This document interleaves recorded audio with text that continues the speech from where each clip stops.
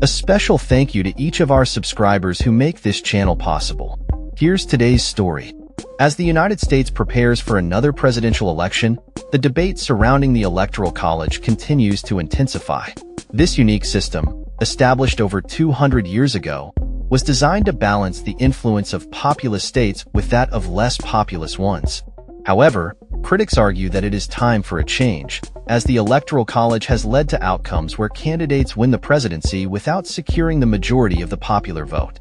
This has occurred 5 times in U.S. history, with the most recent example being the 2016 election, where Hillary Clinton received nearly 3 million more votes than Donald Trump, yet Trump secured the presidency through the Electoral College.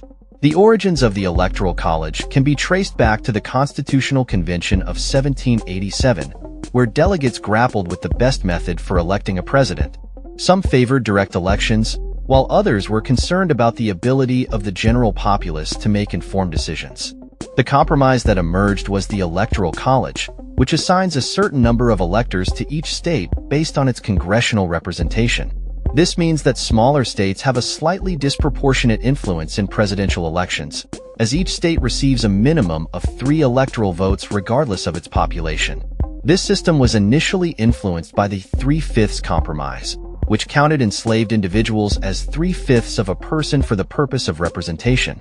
Over time, many countries that adopted similar electoral systems have since moved to direct popular votes, leaving the United States as the only major democracy that still uses the Electoral College.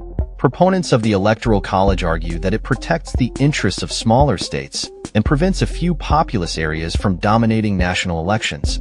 However, detractors contend that it creates a system where candidates focus their campaigns on a handful of swing states, neglecting the majority of the country.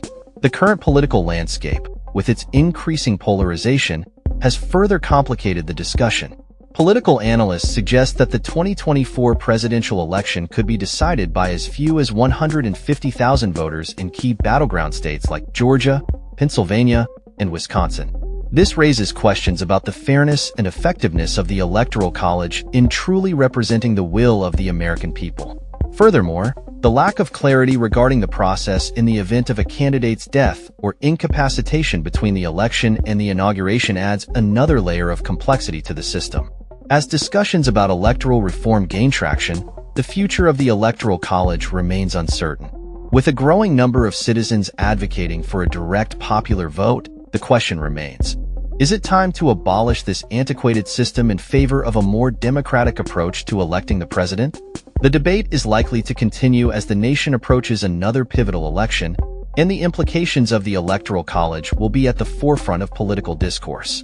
That's all for this story. We upload videos every day covering many different subjects, so hit that subscribe button to stay informed.